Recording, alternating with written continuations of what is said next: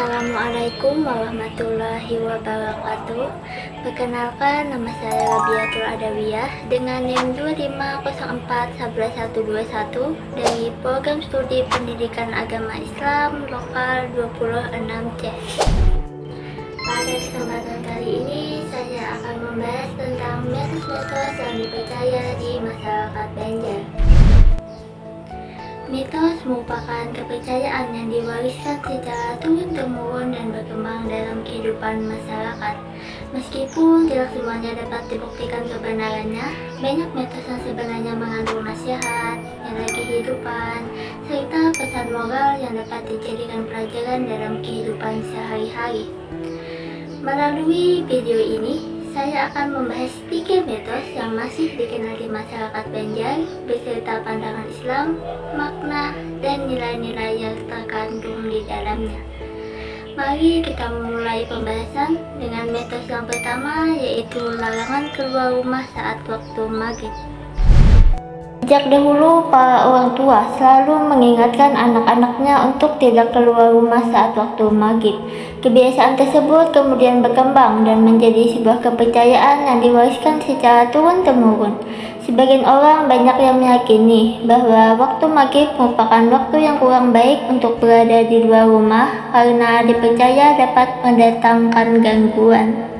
Dalam pandangan Islam, tidak ada larangan khusus yang melarang seseorang tidak boleh keluar rumah saat waktu maghrib atau awal malam. Namun, Islam menganjurkan agar setiap orang, terutama anak-anak, lebih berhati-hati dan menjaga diri pada waktu tersebut. Hal ini sebagaimana dijelaskan dalam hadis yang diriwayatkan oleh Imam Bukhari dan Imam Muslim. Jika malam telah datang atau kalian berada di sore hari, maka tahanlah anak-anak kalian di dalam rumah, karena sesungguhnya setan-setan berkeliaran pada saat itu. Jika telah berlalu sesaat dari waktu malam atau masuk waktu Isya, maka lepaskanlah mereka dan tutuplah pintu-pintu rumah serta sebutkan nama Allah, karena sesungguhnya setan tidak dapat membuka pintu yang tertutup. Hadis riwayat Bukhari dan Muslim. Dari hadis tersebut dapat dipahami bahwa terdapat pesan kehati-hatian dalam menjaga anak pada waktu maghrib hingga awal malam. Dengan demikian, kepercayaan yang berkembang di masyarakat dapat dipahami sebagai bentuk nasihat dari orang tua kepada anak-anaknya agar lebih waspada pada waktu maghrib. Karena pada saat itu, suasana langit mulai gelap dan aktivitas di luar rumah menjadi kurang aman dibandingkan siang hari. Dari tujuan yang melatar belakangi munculnya mitos tersebut, dapat diambil nilai-nilai yang sejalan dengan ajaran Islam, seperti pentingnya menjaga diri, menaati nasihat orang tua, serta memanfaatkan waktu maghrib untuk beribadah dan berkumpul bersama keluarga. Setelah memahami pembahasan mengenai mitos yang pertama, mari kita beralih ke mitos kedua, yaitu larangan menyapu pada malam hari. Di masyarakat Banjar, terdapat kepercayaan yang berkaitan dengan aktivitas membersihkan rumah pada malam hari. Kepercayaan ini sudah lama dikenal dan diwariskan secara turun-temurun.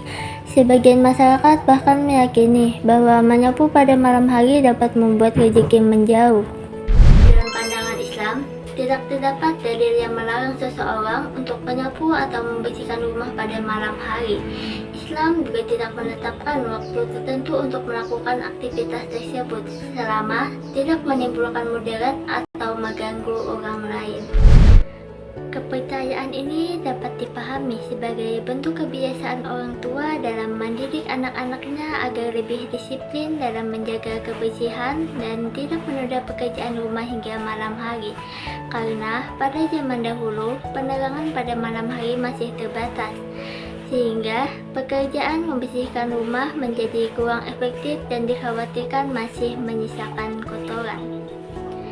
Dari tujuan yang melatar belakangi munculnya mitos tersebut, terdapat nilai-nilai yang sejalan dengan ajaran Islam, seperti pentingnya memanfaatkan waktu dengan baik, menjaga kebersihan, bersikap disiplin dalam bekerja, serta tidak menunda pekerjaan.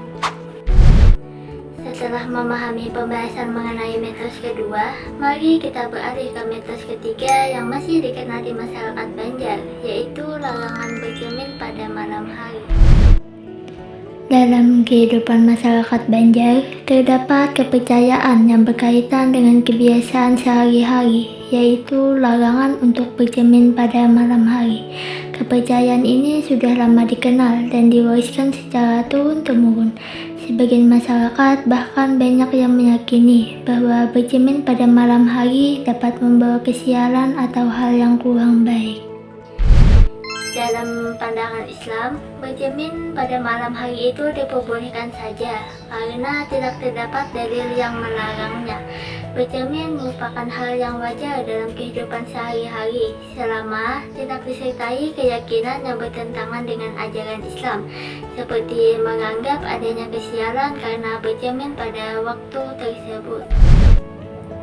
Kepercayaan tersebut dapat dipahami sebagai bentuk perhatian orang tua terhadap anak-anaknya agar tidak berlebihan dalam beraktivitas pada malam hari dan lebih mengutamakan waktu istirahat.